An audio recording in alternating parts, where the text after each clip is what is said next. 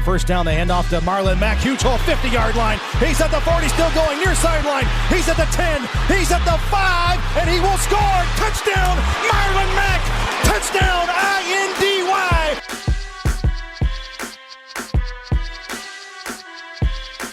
And again, it's picked off. It's Darius Leonard. Leonard with a second INT, and he's streaking down the near sideline. He's at the 40. He's at the 30. He's at the 20. He's going to go. A pick six for the Maniac. Kenny Moore gets to Deshaun Watson. That's a sack for Kenny Moore. Kenny has a pick and now a sack in the game. Horseshoe is back, baby. The horseshoe is back.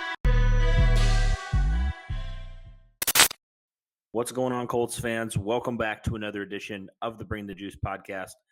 I'm your host, Cody Fogger. Joining me, Andrew Thomason. And Andrew, there's a rumor out there now from Michael Lombardi of The Athletic. The Colts are potentially looking to find a trade partner for former first-round pick in 2017, 15th overall, safety Malik Hooker. This comes as a little bit of a surprise. I know that Chris Ballard has kind of talked about Hooker when asked in the Zoom conference a couple days ago about picking up Malik Hooker's fifth option. And he said, we'll probably address that after the draft. And to me, that didn't signify we're trying to trade him. It just signified we're focused in on the draft. After that, we'll address some of these in-house things. But Andrew, hearing this kind of rumor, and again, it's just a rumor. We're not sure if there's any validity to it.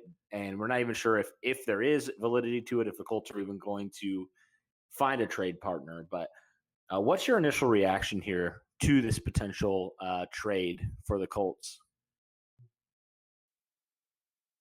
Yeah, I'm still trying to kind of figure that one out a little bit, Cody. To me, the Colts have much bigger needs, specifically on the offensive side of the ball. So you talk about wide receiver, line depth, amongst some other things as well. Trading Malik Hooker, who, although hasn't really made a Pro Bowl, and has been, has battled some injuries, throughout his first couple of seasons. He tore his ACL halfway through his rookie campaign in 17, and then battled some injuries in 18. I'd say he's been a solid B-plus player for the Colts. And so unless the compensation is there, like I'm thinking maybe a first and second round pick at least, if not multiple seconds, because I think Hooker should command at least that quality of draft capital.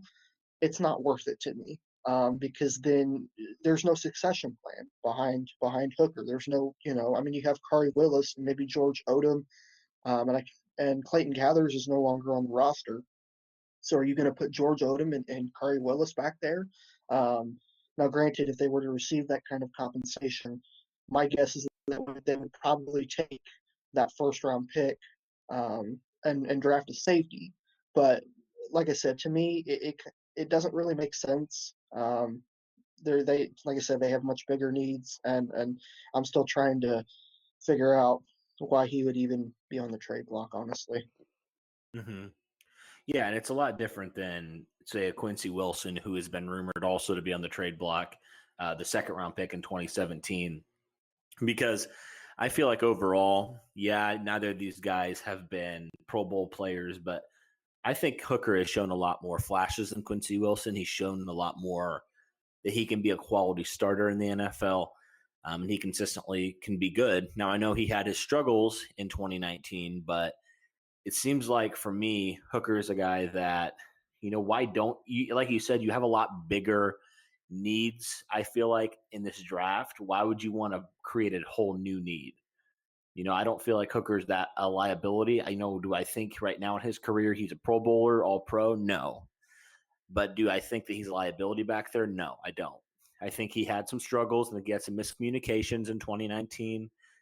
And that happens sometimes. But, overall, I feel like he's a guy that I don't know. I just wouldn't mess with it. And I feel like you can pick up his fifth-year option. And even if you are not 100% sold on him, maybe you draft a guy this year, maybe, and just see and let the 2020 season play out. And if Hooker continues to not be the type of player that you're willing to commit to long term, well, then you start addressing it next off season. For me, it just doesn't make sense to create another need for yourself, especially because of we think the Colts are going to use a lot of their draft capital on giving Phillip Rivers some weapons on that offensive side of the ball.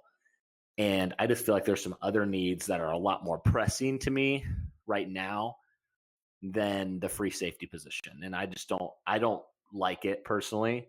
Again, maybe the Colts don't find anybody that's willing to give up that draft capital for Malik Hooker. But yeah, to me, I just think it doesn't make a whole lot of sense. But Chris Ballard obviously knows more than we do. He watches Malik Hooker and he's seen him day in and day out for 3 years now. But I feel like something that, while his stats may not be eye-popping, I think something about Hooker that really stands out is he is a guy who really helps, with eliminating the big play, which I know Chris Ballard has talked about. Like, that is a big, big deal. Like, it's a big deal to not allow the big chunk plays. I think Ballard even said after the season, I'd rather have them go down and have multiple plays and march down the field than them just having a big chunk play. And Malik Hooker's the type of player that I feel like he kind of helps you with that. And so, yeah, I don't really – do you find any, reasons why this would make sense to you, Andrew? Because I really can't at this point unless, like you mentioned, you get that kind of draft capital. Why do you think that would be in the Colts' minds to potentially move their former first-rounder?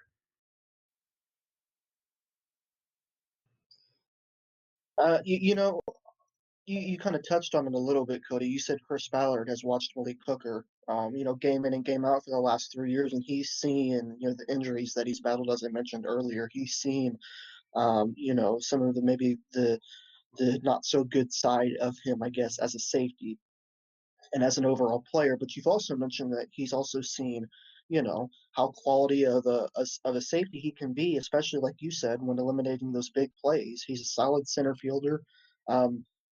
And although he might not have a lot of interceptions to show, I know he had 3 in his rookie year and maybe 1 or 2 over the last couple seasons. I could be wrong.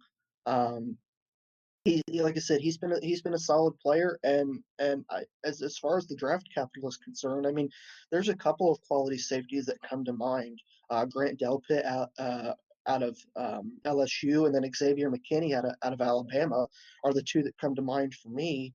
But to me, I think Hooker is, he's proven, whereas both Delpit and McKinney are not. And that's not to say that they can't come in and be quality players, but excuse me, but when you draft any player, I don't care if it's a first-round pick or a seventh-round pick, they have to come in and prove themselves. And Chris Ballard, that's one of his main, mottos or slogans, I guess, if you will, that every player has to battle for their right to be on the roster, whether you're a first-round pick or a seventh-round pick. And so, I mean, like I said earlier, to me, unless the draft compensation is available, and I'm talking, like I said earlier, at least a first and a second-round pick, if not at least 2 second-round picks, because I think Chris Ballard would be out of his gourd to trade Hooker for anything less than at least a couple of seconds. It wouldn't be a very good move on Ballard's part. So, yeah, I'm still trying to figure it out myself, Cody. And as you mentioned, the Colts have other pressing needs, especially, like I said, earlier on offense. And to me, it doesn't make sense unless the draft capital compensation is there. Mm-hmm. And again, nothing has officially happened. It's just been a rumor that the Colts might be looking to trade Malik Hooker, but yeah, we just want to give you guys our take on it. And if the Colts indeed did that, kind of how we would react and what we'd be looking for if indeed it did happen. But again, a rumor is just a rumor. There's a lot of rumors that never come to fruition. So I'm not super worried about it, honestly. I just don't feel like the Colts are in a position to start doing that right now. Maybe next season it's a different story, but right now, I feel like it doesn't make a whole lot of sense for me. But again, the Colts have done some things that to me don't make any sense, but then they end up working out for the best of the organization. So, all righty. Well, that'll do it for this podcast. A little short one, kind of quick reaction to this rumor. and hopefully it doesn't come to fruition if the Colts don't get the right compensation for it. So, all righty. Thanks, guys, for listening. And for Andrew and myself, go Colts.